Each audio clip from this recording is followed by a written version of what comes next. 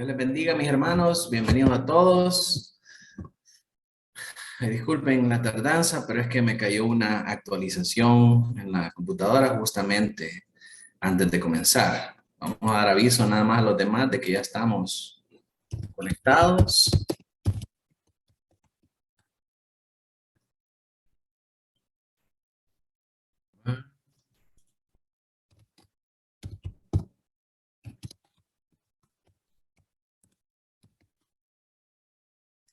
Y listo.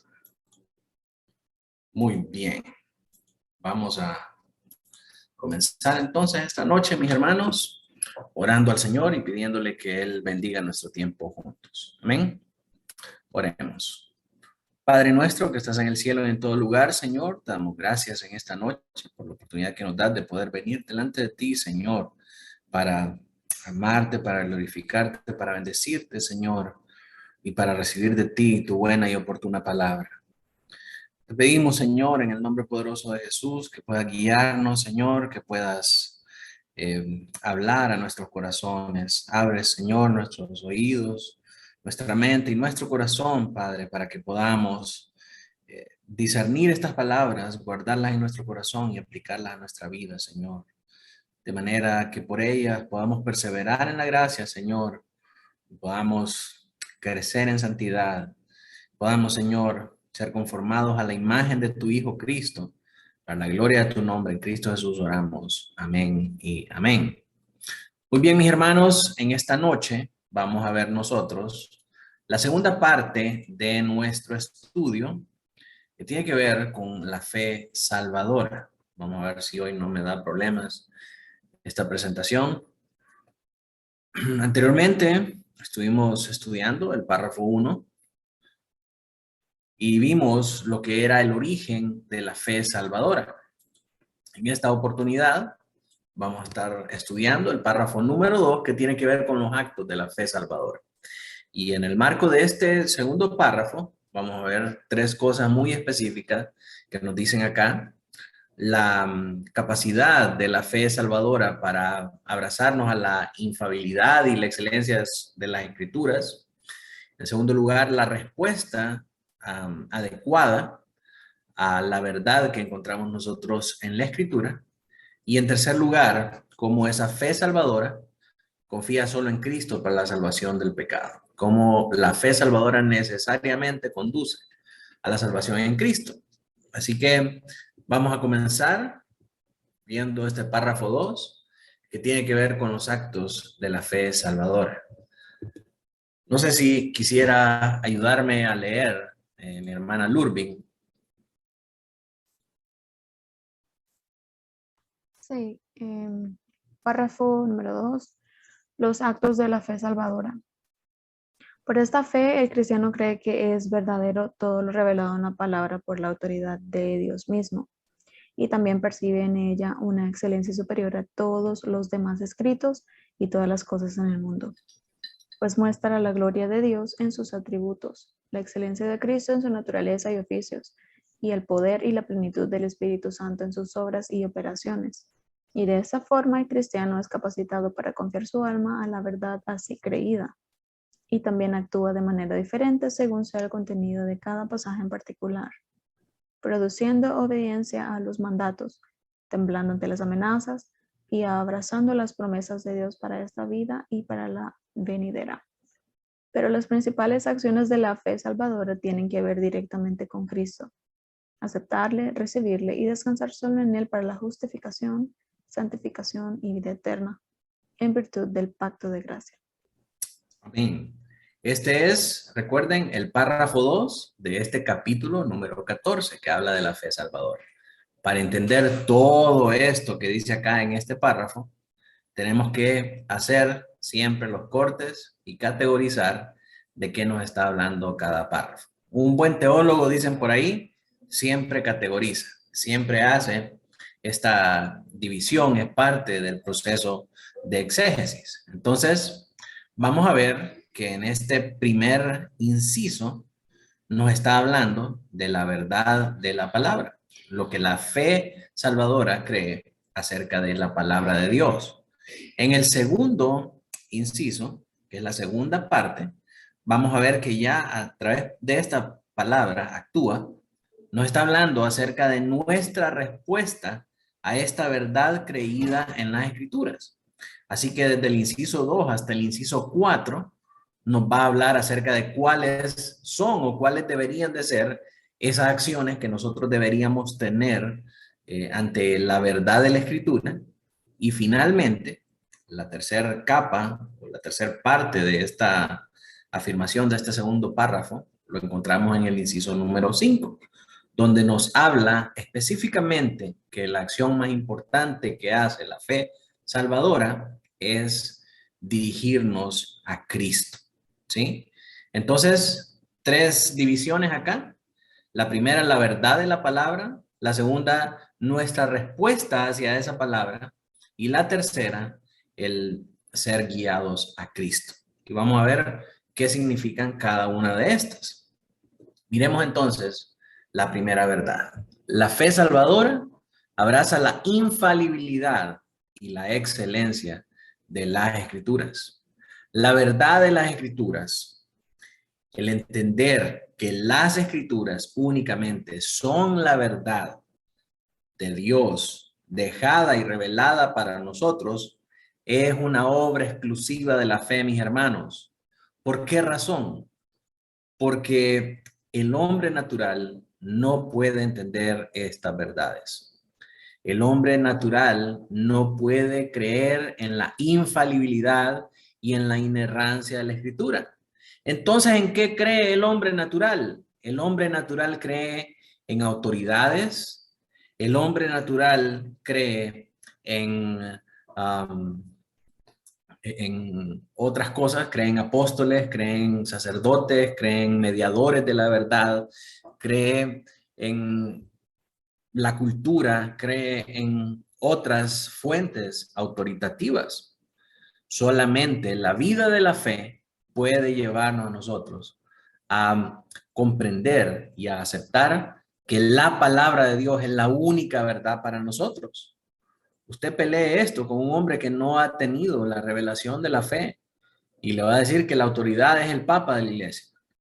Le va a decir que la autoridad es el apóstol, la autoridad es el profeta, la autoridad es muchas otras cosas, menos la palabra de Dios. Así que el estar convencido de esto es una obra de la fe salvadora. La fe que conduce a la salvación nos lleva a nosotros a encontrar la verdad en la palabra de Dios. Si el Espíritu Santo no hace la obra en nosotros, ninguno de nosotros puede aceptar la palabra, como la fuente autoritativa de la verdad. Y el ejemplo lo tenemos en nuestras propias vidas. Cuando no conocíamos esta verdad, andábamos buscando la verdad en revelaciones, en sueños, en profecías, en que el apóstol nos dijera, en que viniera el profeta a darnos profecías. Y aún antes de eso, en la Iglesia Católica, con el Papa, con el cura, con muchas otras cuestiones. Hasta que venimos al conocimiento de la verdad, por la obra del Espíritu Santo en nuestros corazones, fuimos persuadidos de que la palabra era efectivamente la verdad. Amén. Entonces la verdad es una obra de, el conocimiento de la palabra como la verdad es una obra espiritual. Entonces, continuemos con esta enseñanza. El párrafo nos dice acerca de esto, que por esta fe el cristiano puede creer tres cosas. La primera es que la palabra, es que es verdadero todo lo que está revelado en la palabra por la autoridad de Dios mismo. Es verdadero que Dios creó el mundo en 6 días. Es verdadero que Dios es el único Dios que existe. Es verdadero que Él envió a su Hijo a morir en la cruz. Es verdadero que su Hijo fue la expiación perfecta por nuestros pecados. Y es verdadero que su Hijo va a regresar por nosotros también. La fe nos hace a nosotros creer que todo lo revelado en la palabra de Dios es verdadero y ha sido revelado por la autoridad de Dios mismo.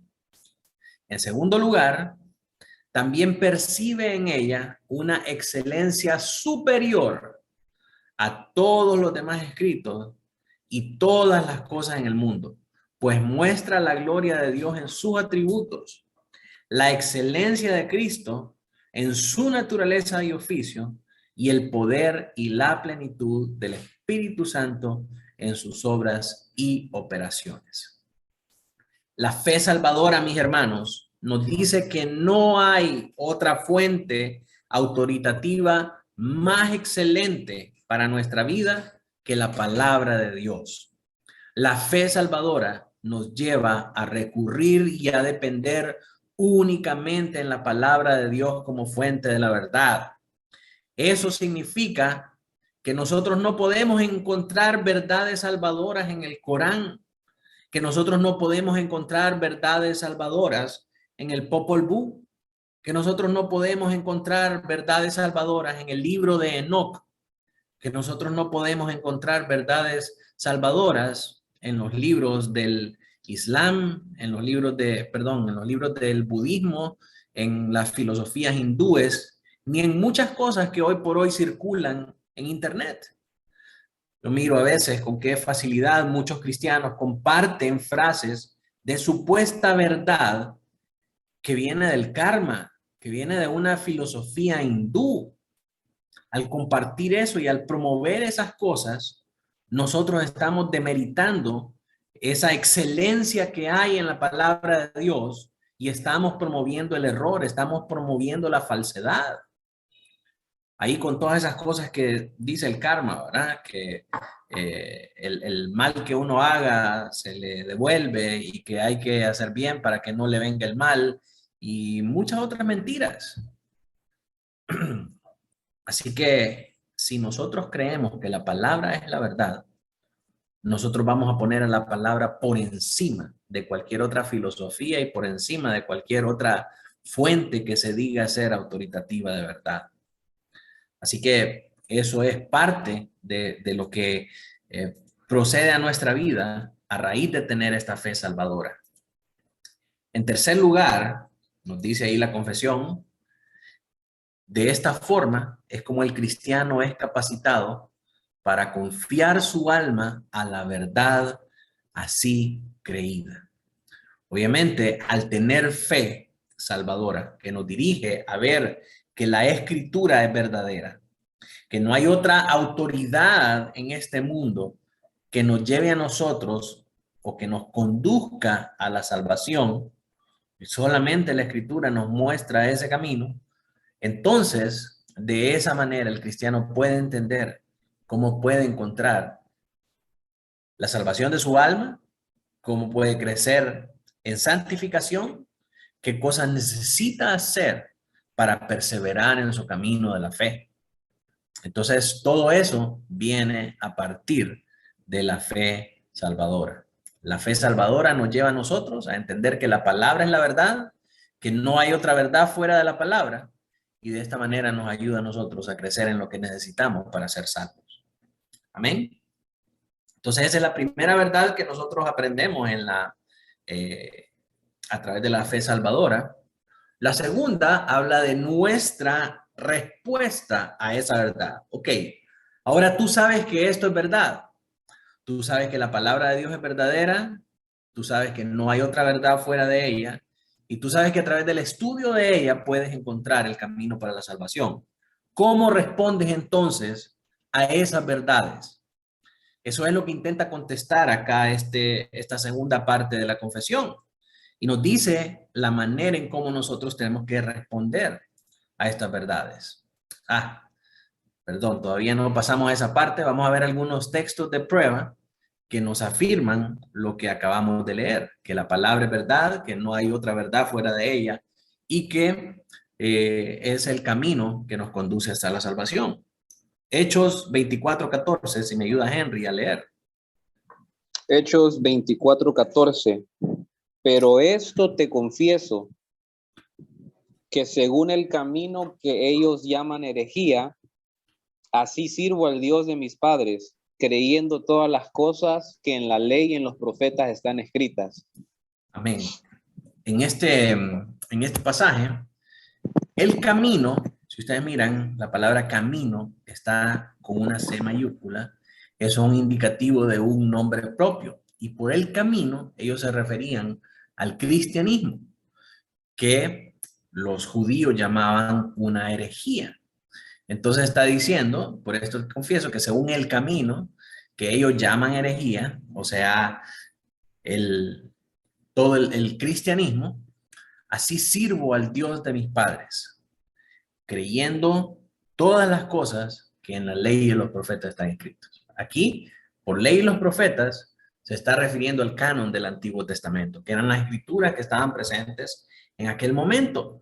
Así que podemos ver que en esta afirmación de los hechos se avala el conocimiento de que la palabra es la verdad, y al creer esas cosas estamos nosotros sirviendo a Dios. Al creer en toda la escritura, en toda la revelación de la escritura dada hasta ese momento, nosotros estamos sirviendo a Dios de esa manera. Otro versículo de prueba lo tenemos en 1 Tesalonicenses 2:13. Si me ayuda la hermana Laura.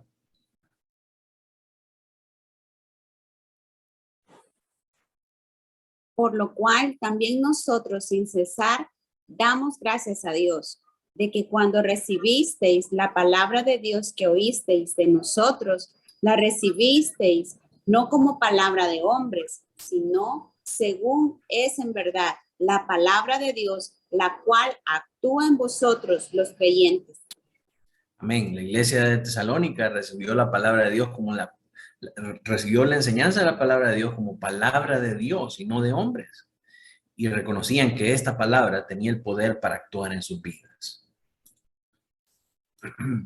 Salmo 19, del 7 al 10, si me ayuda Martita. Dice, la ley de Jehová es perfecta, que convierte el alma. El testimonio de Jehová es fiel, que hace sabio al sencillo. Los mandamientos de Jehová son rectos, que alegran el corazón. El precepto de Jehová es puro, que alumbra los ojos. El temor de Jehová es limpio, que permanece para siempre. Los juicios de Jehová son verdad, todos justos. Deseables son más que el oro y más que mucho oro afinado, y dulce más que miel y que destila del panal. Muy bien, esto nos habla a nosotros acerca de todas las bondades de la palabra de Dios y el trabajo que hace de capacitar nuestros corazones. Dice, alegre el corazón, alumbra los ojos, nos limpia, permanece para siempre, son verdad y deseables más que el oro refinado, dulce como la miel que destila del panal, no una miel imitación ahí cualquiera que uno puede conseguir, sino que la verdadera fuente de verdad. Entonces, vemos aquí que la palabra nos capacita para conocer lo que es necesario para nuestra vida, para nuestra salvación. Así que, nuevamente, la misma palabra nos confirma lo que venimos enseñando a través de la confesión. Que la palabra es verdad, que no hay otra fuente autoritativa fuera de la palabra de Dios y que la palabra es lo único que nosotros necesitamos para ser capacitados para la salvación. Un último pasaje lo encontramos en el Salmo 119, 72. Si me ayuda mi hermano Douglas a leer. Salmo 119, 32, 72. Mejor me es la ley de tu boca que millares de oro y plata. Amén. Y si se recuerdan, cuando estudiamos el Salmo 119, decíamos que el Salmo 19 nos presenta 176 versículos de cómo pensar acerca de la ley de Jehová, acerca de la palabra del Señor. Y en este versículo 72, el salmista dice, mejor me es la ley de tu boca que millares de oro y plata. Fuera de la palabra de Dios no hay ninguna otra fuente de verdad, ni el oro, ni la plata, ni nada se compara con la verdad que hay en la ley contenida en la palabra del Señor. Amén. Entonces ahora sí, Amén. vamos a ver ¿Cómo respondemos nosotros a la verdad? Ok, esto es verdad. La Biblia es la verdad. No hay otra fuente de autoridad sino que la Biblia. Y la Biblia es suficiente para capacitarnos a nosotros para la salvación. ¿Cómo debemos responder nosotros a esta verdad? Según la fe salvadora, nos ayuda esta fe a responder adecuadamente a todo lo que hay en las Escrituras. Y de esta manera deberíamos de responder nosotros. Miren cómo dice acá. Si me ayuda mi hermano Noé a leer. Y también actúa de manera diferente según sea el contenido de cada pasaje en particular. Número 1, produciendo obediencia a los mandatos. Número 2, temblando ante las amenazas. Y número 3, y abrazando las promesas de Dios para esta vida y para la venidera. Amén, muy bien. Entonces esas son las tres respuestas que nosotros deberíamos de tener ante la palabra del Señor, si es que nuestra fe ha sido una fe verdaderamente salvífica. ¿Cómo respondemos nosotros entonces a la palabra del Señor? En primer lugar, obedeciendo a sus mandatos. En segundo lugar, temblando ante las amenazas. Y en tercer lugar, abrazando las promesas de Dios para esta vida y para la venidera. Así que si una persona dice que realmente ha puesto su fe en Jesucristo y esa fe es verdadera y es salvífica, entonces lo congruente con esa persona, con la conducta de esa persona que dice ser salva, es en primer lugar que va a obedecer los mandamientos. En segundo lugar, que va a temblar ante las amenazas que dice la palabra de Dios. Y en tercer lugar, es que va a abrazar las promesas de Dios para esta vida y para la venidera. Son tres maneras en las que podemos saber nosotros realmente si una persona es salva. ¿Está obedeciendo a los mandamientos del Señor? ¿Está obedeciendo cuando dice, no tendrás dioses ajenos delante de mí, no te inclinarás ante ellos, no usarás el nombre de Dios en vano, guardarás el día del Señor, honrarás padre y madre, no robarás, no matarás, no mentirás, no codiciarás la mujer de tu prójimo, etcétera, etcétera, etcétera? Entonces, ¿está obedeciendo los mandamientos realmente esta persona? En segundo lugar, si está en pecado o si está haciendo algo que va en contra de los mandamientos de Dios, tiembla ante las amenazas o simple y sencillamente se conduce en el temor del Señor durante su vida. Hay un temor reverente que es evidente en la vida de él o vive desapercibido de que Dios es real y que Dios mira todas las cosas en él. Y en tercer lugar, abraza esas promesas de Dios. Abrazar es que esas promesas son tan reales y tan verdaderas que cualquier cosa de este mundo. Y esa persona vive a la luz de esas promesas que son ofrecidas en la palabra de Dios. Y no estoy hablando de las promesas de que va a ser rico, que va a tener muchas bendiciones y va a tener todo lo que su corazón anhela, sino que las bendiciones, las promesas que hace la Biblia son que Jesús volverá nuevamente por su iglesia, que aunque tengamos tribulación aquí en la tierra, al final de los días el Señor va a venir con vara de hierro a juzgar a vivos y muertos, y los que hayamos confiado en Él, nos vamos a ir con Él, vamos a estar con Él para siempre. Y los que no, el Señor los va a juzgar, los va a condenar y los va a enviar al lago de fuego. Son esas promesas reales a nosotros, más que cualquier otra cosa en este mundo. Muchas personas dicen que sí, pero realmente no se nota que viven de esa manera. Porque al final del día creen que, pues no es cierto, es un cuento. Eso es lo que dan a conocer por su actitud.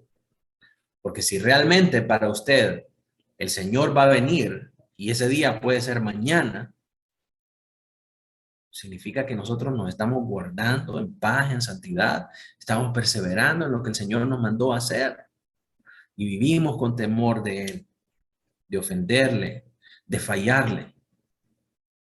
Pero si vivimos como que si estamos en playa y no tenemos que dar cuentas de nada, entonces ahí verdaderamente nosotros no estamos abrazando ni estamos aferrándonos a las promesas del Salvador. Entonces, miremos algunos versículos que nos hablan acerca de estas cosas.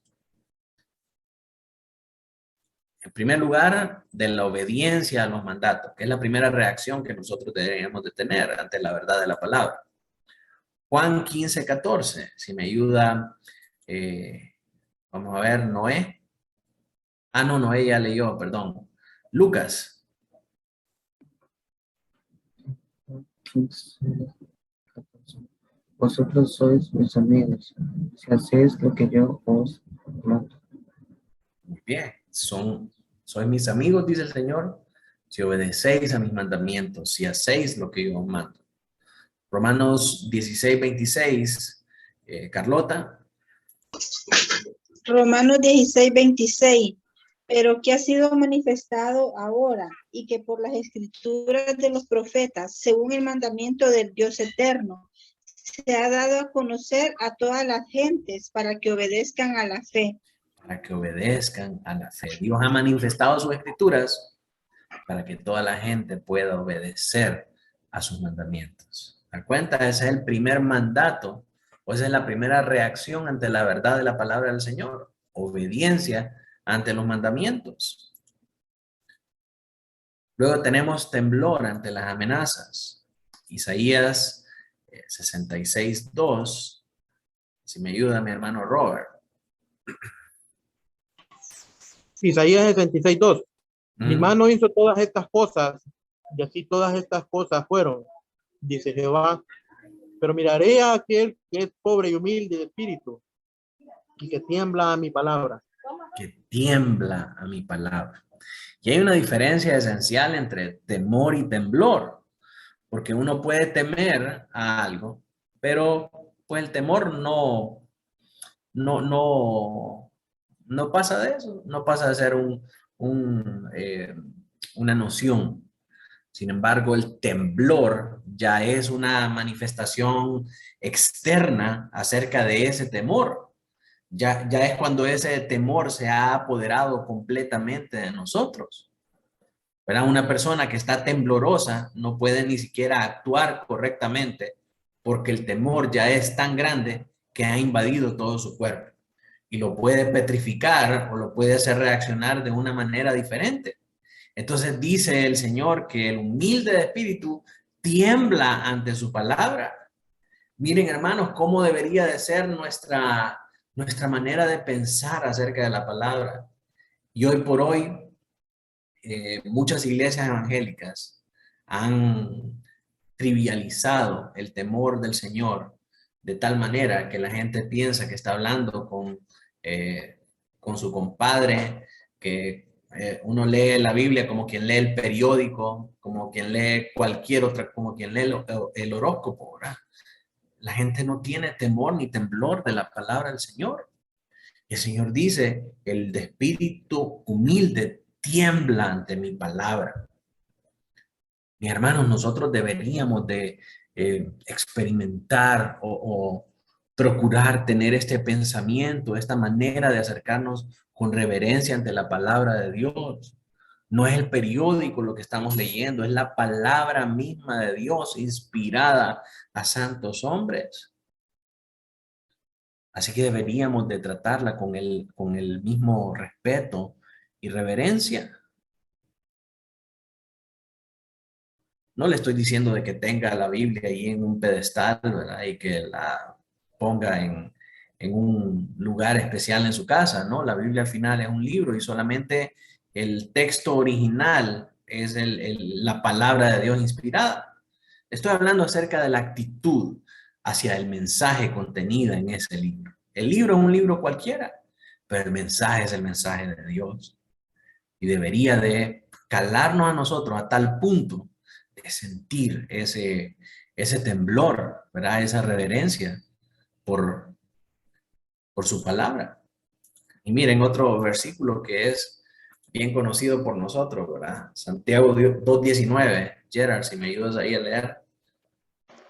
Santiago 2:19. ¿Tú crees que Dios es uno? Bien haces. También los demonios creen y tiemblan. Oiga bien lo que dice acá Santiago. ¿Tú crees que Dios es uno? Bien haces. También los demonios creen. Pero además de eso, los demonios también tiemblan. Los demonios muchas veces tienen mayor reverencia que nosotros. Porque los demonios saben quién es Dios. Están apercibidos del poder de Dios. Y nosotros tratamos la palabra y su mensaje con irreverencia, con nuestra actitud frívola y muchas veces desentendida y irresponsable. Mi hermano, no puede ser de esa manera. Si nosotros hemos comprendido que la Biblia es la verdad de Dios y que no hay otra fuente autoritativa fuera de ella y que es suficiente y necesaria para conducirnos a la salvación, nuestra respuesta a esa verdad tiene que ser que obedecemos todo lo que en ella se dice y que también tememos y temblamos a las amenazas que se dicen en ella. ¿Cuáles son las amenazas que se dicen en ella, pastor? Alma que pecare, esa morirá. Buscad la paz y la santidad con todos, sin la cual nadie verá al Señor. Y así sucesivamente. ¿Son verdaderas estas amenazas a nuestra vida? ¿O son simplemente opcionales? Porque muchas veces nosotros actuamos como que si fuera opcional, como que si podemos elegir cumplirlas o no. Mi hermano, si esta palabra es verdad, esa es la manera en cómo nosotros debemos reaccionar ante ella.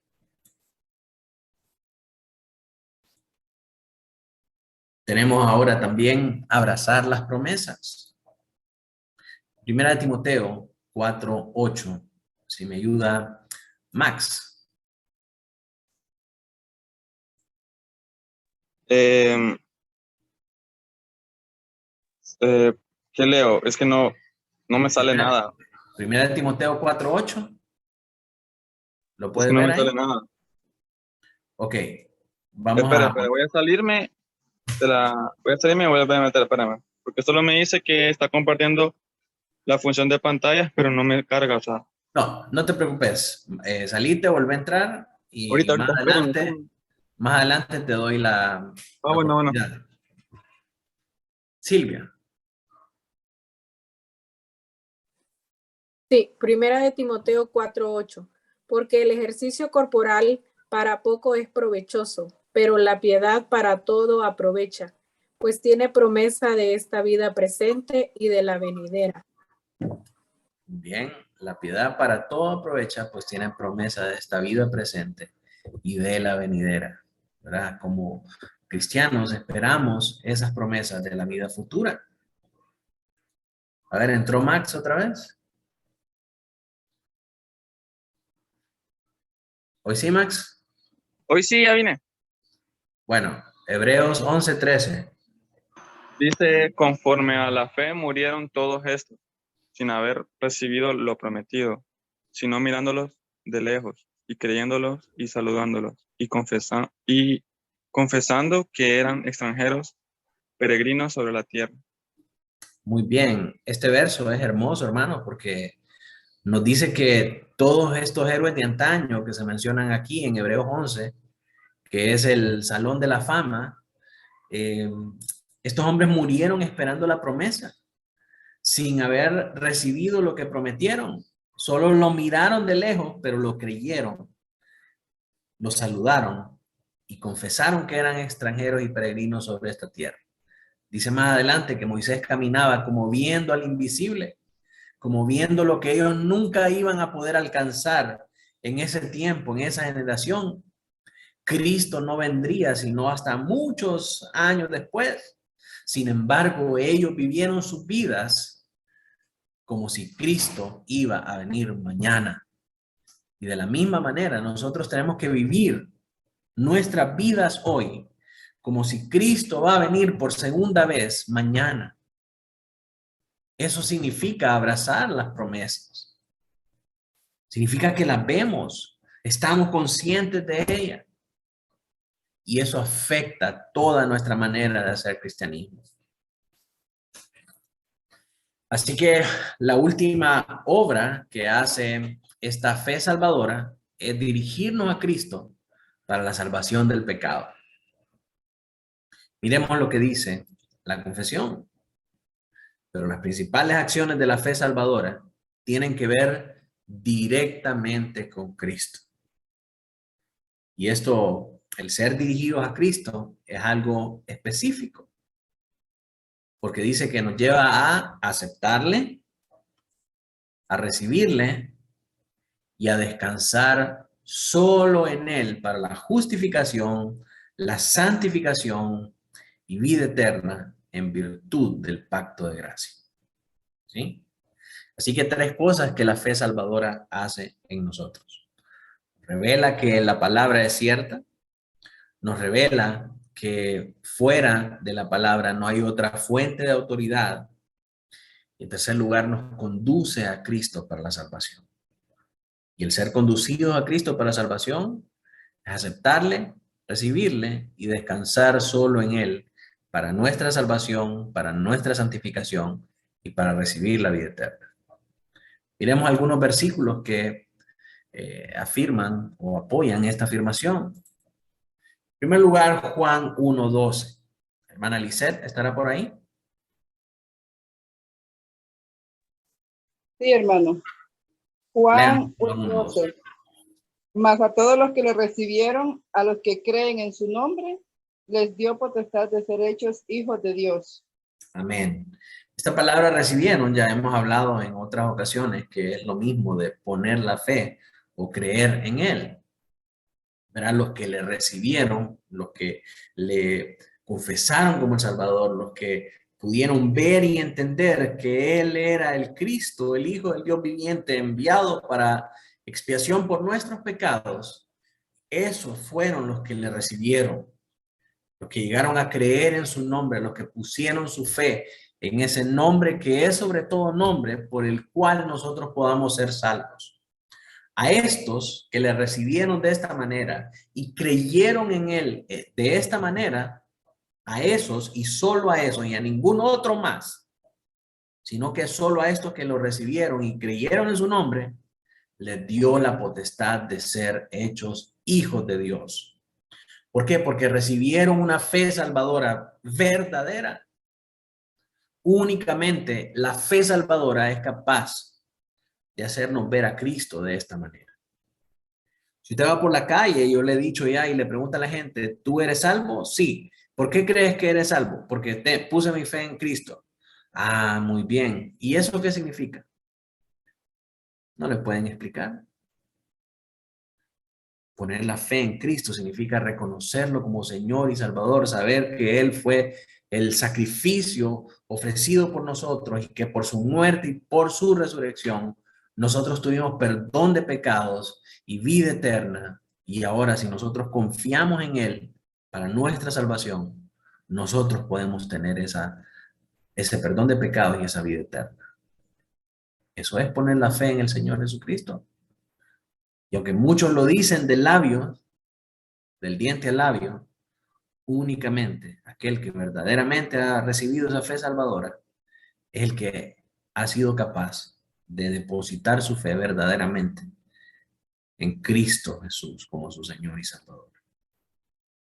Estos son los que le reciben y estos son los que son hechos hijos de Dios. Ahora, Hechos 15:11, si me ayuda Helen.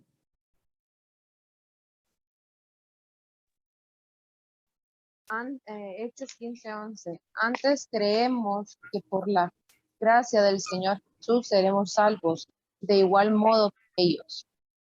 Esta palabra creemos, nuevamente, la palabra pisteo, que quiere decir poner la fe, tener fe, poner la confianza en, ¿sí? Entonces, antes ponemos nuestra fe que por la gracia del Señor Jesús seremos salvos, de igual modo que ellos. Así que esto es recibir, esto es aceptar a Cristo, poner su fe, confiar plenamente en esta verdad y tener un compromiso con esta verdad, como hemos dicho en otras ocasiones. Hechos de los Apóstoles 16:31. Si me ayuda ahí, vamos a ver. Henry, creo que no ha leído, ¿sí? Sí, había leído, pero puedo leer de nuevo, pastor. Dale, pues. Hechos 16:31. Ellos dijeron, cree en el Señor Jesucristo y serás salvo tú y tu casa. Amén. Es otro grupo de personas que creyeron en el Señor Jesucristo, que pusieron su fe en el Señor Jesucristo. Ahora, y este versículo no significa que todos los de la casa, si uno cree, todos van a ser salvos, sino que esto habla acerca de la casa del carcelero de Filipos, que en esa noche, si él creía en el Señor Jesucristo, la salvación iba a llegar a su casa, porque él iba a llevar a Pablo y a Silas a su casa para que les predicaran el evangelio, y entonces todos los de su casa iban a creer. Es un evento único en la Escritura y en ese momento en particular. No significa que sucede así de esta manera en nuestras familias. Pero el caso es que ellos creyeron en el Señor Jesucristo, pusieron su fe en el Señor Jesucristo a través de esta fe salvadora que los guió a creer en Él. Gálatas 2:20, si me ayuda, vamos a ver, Carla. ¿Está Carla? Voy. Gálatas 2:20. Con Cristo estoy juntamente crucificado, y ya no vivo yo, mas vive Cristo en mí. Y lo que ahora vivo en la carne, lo vivo en la fe del Hijo de Dios, el cual me amó y se entregó a sí mismo por mí. Muy bien. Este verso describe exactamente lo que es la vida en Cristo a raíz de poner su fe en Él. Cuando uno pone su fe en Cristo, eso significa que ahora está viviendo la vida de Cristo. Y es equivalente a decir lo que está viviendo Pablo aquí. Con Cristo estoy juntamente crucificado. Así que ya no vivo yo, mas vive Cristo en mí.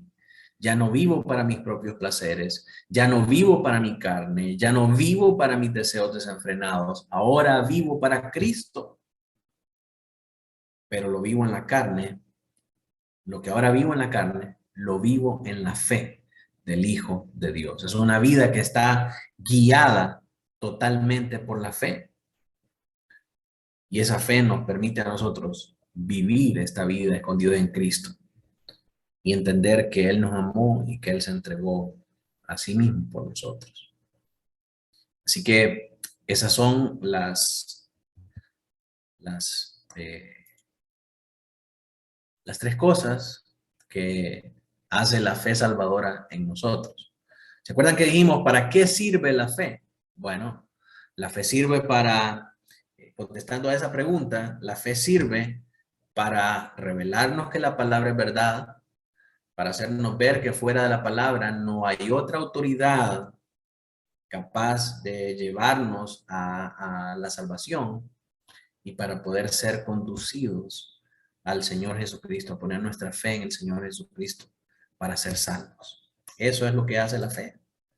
Así que en conclusión, mis hermanos, la fe nos faculta a nosotros para creer que su palabra es verdad, responder adecuadamente a la palabra y poner nuestra fe en Cristo Jesús. Creer que su palabra es verdad significa tres cosas. Significa que creemos que todo lo que dice es cierto. Significa que lo consideramos infinitamente más excelente que cualquier otro escrito. Y significa que podemos confiar en su infalibilidad infalibilidades y ser guiados por ella. O sea, podemos confiar en que no va a fallar y que vamos a ser guiados por ella hacia la salvación. Eso es creer en su palabra. Luego, responder adecuadamente a la verdad de su palabra significa obedecer a sus mandamientos, temblar ante sus amenazas y abrazar sus promesas. Finalmente, poner nuestra fe en Cristo no es un bonito pensamiento, no es una oración que hacemos, no es algo abstracto, sino que es algo bien específico. Significa aceptarle como el único y suficiente Salvador. Significa recibirle como el dueño y Señor de nuestra vida. Significa descansar solo en Él y solamente en Él para la justificación, la santificación y la vida eterna. Fuera de Él no existen estas cosas. Descansar en Él significa que descansamos en su obra completa y terminada por nosotros, no en nuestras obras. Así que quisiera terminar con algunas aplicaciones. ¿Es tu fe una fe salvadora o una fe supersticiosa? Cuando se hace esta pregunta, si usted tiene fe, muchos me dicen, sí, pastor, yo tengo fe. Pero ¿qué significa tener esa fe? Una fe salvadora que cree en estas verdades absolutas y totales. O una fe así como que, yo tengo fe, como que si fuera un bonito pensamiento. ¿Qué tipo de fe tiene usted? ¿Tiene una fe que lo conduce a creer estas realidades y a vivir de esta manera? ¿O tiene una fe que solamente es un concepto abstracto en su cabeza? ¿Cree que la palabra es verdad? Si usted tiene esta fe salvadora, usted cree en esta inerrancia y en esta infalibilidad de la palabra, cree que la palabra es verdadera y que la palabra no se equivoca. Pone usted la palabra por encima de otras escrituras que se dicen ser autoritarias y que afirman ser verdades. Confía plenamente en que es infalible, en que no puede fallar. ¿Cómo es su respuesta ante esas verdades? ¿Obedece a los mandamientos de la palabra? ¿O son opcionales para usted?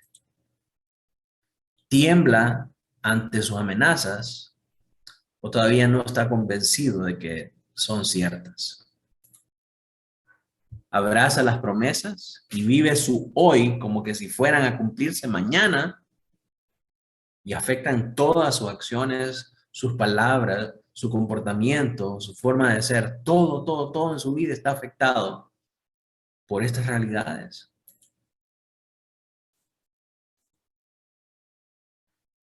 Y mucho más importante que todas estas preguntas que hemos hecho anteriormente, su fe le ha conducido a confiar en Cristo para su salvación. Descansa solo en Cristo para la justificación, para la salvación y para la santificación y vida eterna de su alma. O descansa en sus buenas obras. Mis hermanos, si tenemos esta fe salvadora que nos ha guiado hacia el conocimiento de la verdad a través de las Escrituras, que nos ha demostrado que no hay otra fuente autoritativa si no es la palabra de Dios, entonces debemos reaccionar adecuadamente a esta verdad, obedeciendo sus mandamientos, temblando sus amenazas y abrazando sus promesas. Pero más importante que todo, debemos ser conducidos a poner nuestra confianza en Cristo, aceptándolo como el único y suficiente Salvador, recibiéndolo como el Rey y Señor de nuestra vida y descansando en su obra perfecta por nosotros. Eso significa recibir a Cristo.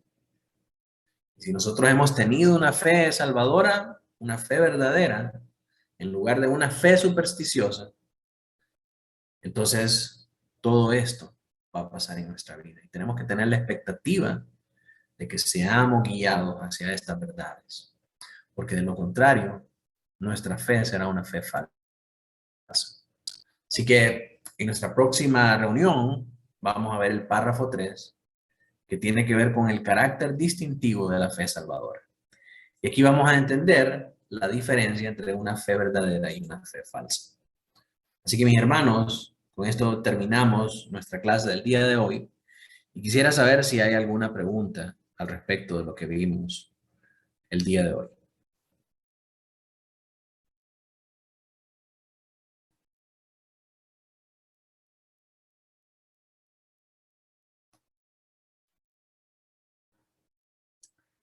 Muy bien, si está todo claro, entonces vamos a terminar con una oración. Quiero pedirle a mi hermano Henry si nos puede despedir en oración. Amén, amén. Oremos, hermanos.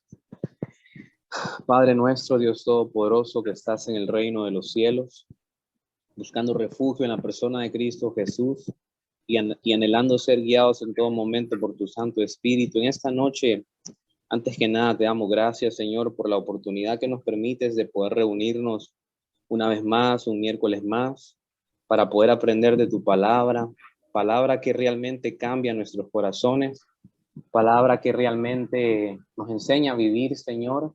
Te damos gracias por la porción del día de hoy, que ha sido realmente un sustento para nuestro ser, entender que la fe, que esta fe salvadora sirve para cargar con nuestra cruz día a día, nos da una esperanza no solamente para este tiempo, sino también para la eternidad.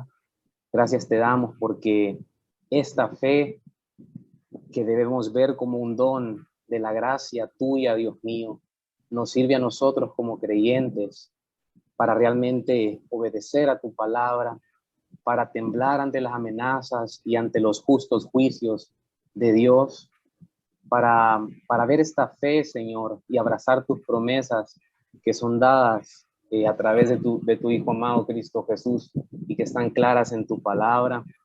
Te doy gracias, Señor, porque esta fe salvadora apunta únicamente al Cordero de Dios para que nosotros podamos responder eficazmente a ese llamado y aceptarle y recibirle como Señor y Salvador en nuestras vidas.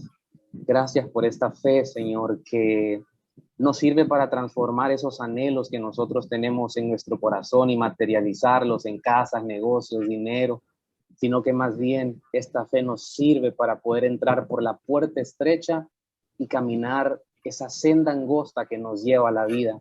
Bendito es tu nombre, Cristo Jesús, por tan grande amor, por tan grande obra. Aquí es a donde realmente puedo creer de que el injusto recibe justicia a través de la imagen de Cristo. Te damos gracias también a sí mismo, Señor, por tus pactos.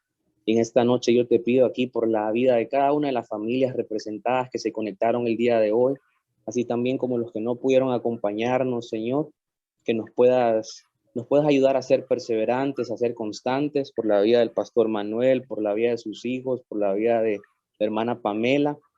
Te pido, Señor, que nos mantengas en unidad de espíritu como iglesia, no simplemente como alguien o como una iglesia que quiere saludar con una denominación, sino teniendo tu nombre por prioridad, Señor, para que el avivamiento, Señor, sea un avivamiento genuino, para que sean más almas, Señor, llegando a nuestra congregación y recibiendo estas verdades que realmente transforman vidas.